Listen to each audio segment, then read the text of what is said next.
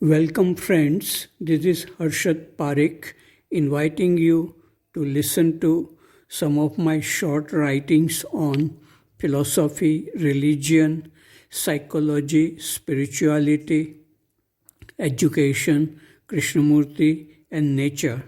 I hope you have a good listening. This is audio tape number 79, article number 500. It is about poverty and pollution. At Kashi railway station, I saw people cooking food on ground using cow dung as fuel. The smoke goes in their body, which is dangerous for their health. They have no house to live in. Political parties talk about removing poverty, but there is no impact on the lives of these people. Many people live by begging only. People are addicted to gutka, tobacco, and they throw garbage on roads, and they need to spit on roads too. The air is highly polluted in Varanasi. Construction and digging is going on at many places in the city, which raises dust in the air. Roads are narrow and vehicles are too many. This is called development. Article number 501. It is about a holy place. This place is called Buddha Sthal, a holy place where Buddha is supposed to have sat on his way to Sarnath. This place is on the campus of Rajghat school, but on the other side of river Varuna. A square wall and a square stone platform are constructed by Krishnamurti Foundation. When I went there in the evening, 3 boys were sitting on the stone square and smoking. I told them to read what was written on the wall. It was written, "This is a holy place and people are not allowed to smoke here." They said, "Many people smoke and even drink alcohol here." I told them to go and smoke somewhere else. They went away. I sat there for a few minutes. The place was dirty with garbage around. I left after 5 minutes and a young lady with her child came. A dog too sat on the stone platform. It is easy to construct a place like this, but difficult to maintain it clean, beautiful, and holy every day. It is possible only when we have a feeling for holiness and awareness which can see things and thoughts clearly. Article number 502, it is about death and attachment. While walking on a beautiful road lined with trees on both sides in Centennial Park, I saw a little bird which had died naturally due to old age. Hundreds of ants had started eating the body, and the body will be gone in 2 days. Thousands of human bodies have been buried or cremated in this peaceful park with beautiful rose gardens and green lawns. Very few people visit this place. Probably death is very frightening to most people, though it is everywhere in nature and in every town. We are shocked when we see our friend or relative dying. When somebody does not cry, remains at peace, when his friend or relative dies, people think of him as insensitive. It is our attachment to friends and relatives which make us cry.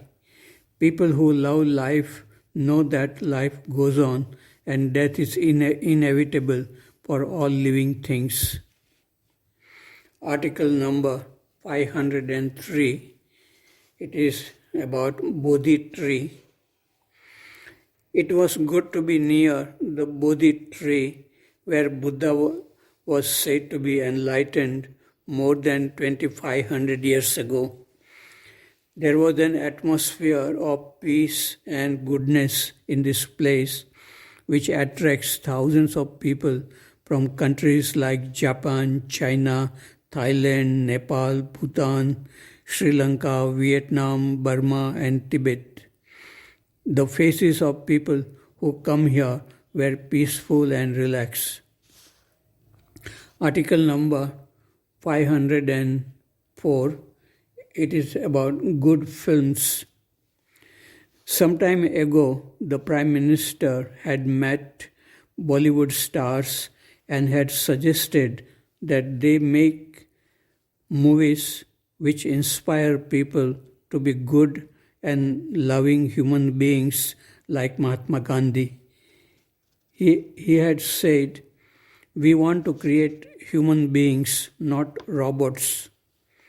The Bollywood stars had listened well and agreed that it was a good suggestion, and they had talents to spread the message of great human beings India has produced in the field of religion, philosophy, art, music, social work, and politics. We see increasing violence and corruption in the world today, and that may be due to the kind of films made in the world and the impact of pornography, video games, and the propaganda to project stupidity as entertainment. With the talents Bollywood people have, they can make films on Rabindranath Tagore, Gandhiji, Buddha, Krishnamurti, Kabir, and many others who showed that human beings can be superhuman beings with intelligence, goodness, love, peace, freedom from the self or ego.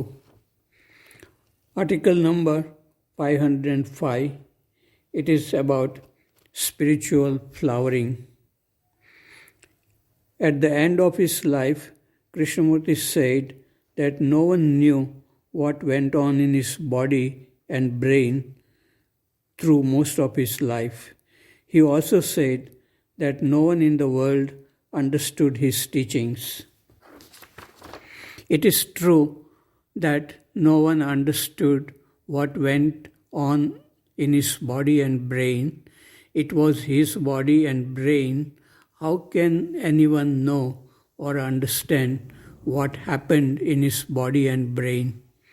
In the same way, how can Krishnamurti know or understand what went on in the body and brain of many of his listeners and readers all over the world?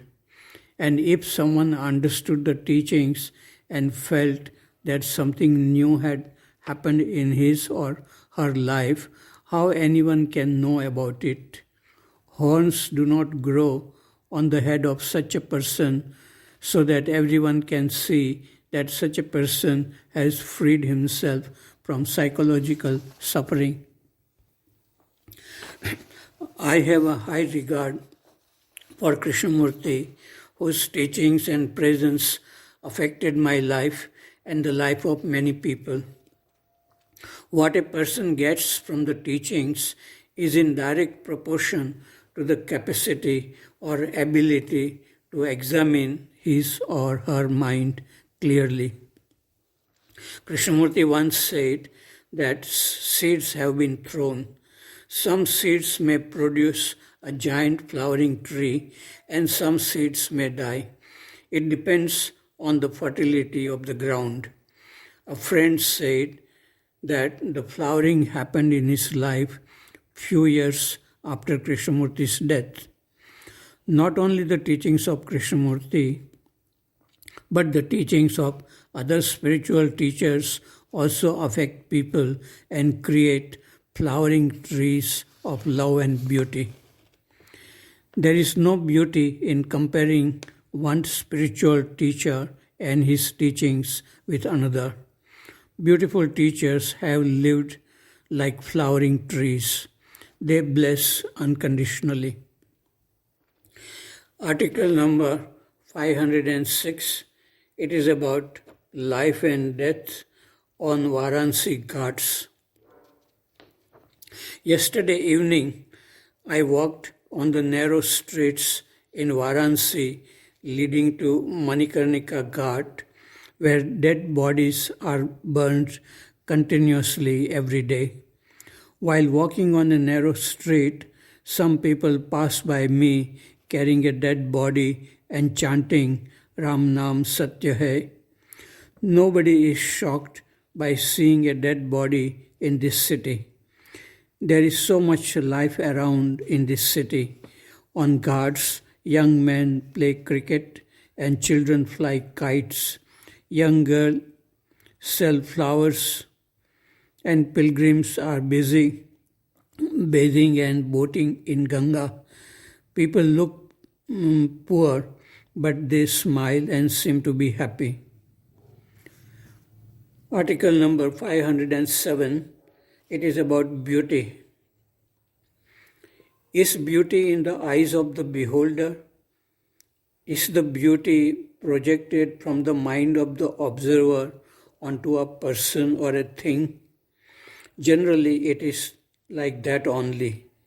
I may enjoy looking at a rose flower, and you may enjoy looking at an expensive car, and someone may enjoy looking at the face of his beloved friend. But is there a kind of beauty which does not depend on knowledge and personal desires and feelings one has acquired? It seems that such a kind of beauty exists when the eyes and brains of a person becomes very sensitive and silent due to awareness which is not in the field of thinking and feeling. That is why Krishnamurti said, beauty is when the beholder is not.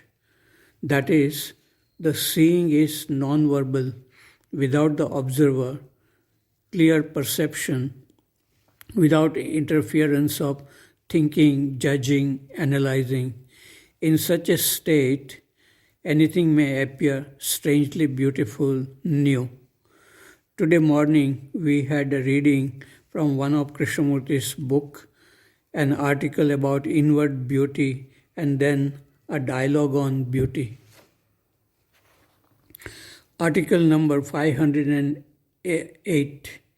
It is about Tagore at Rajghat. Most of my friends may not know this.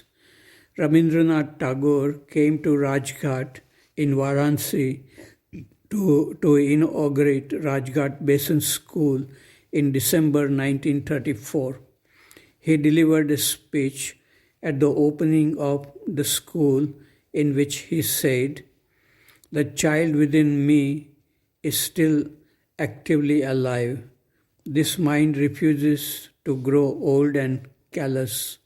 I have felt every day of my life Mother Nature crowning me with her fragrantly tender breeze. I have come to the secret of existence not through any analytical maze of exploration, but as a child approaching a mother's chamber. Nature, the greatest of all teachers, is thwarted at every step by the human teacher who believes in machine-made lessons and not in lessons of life.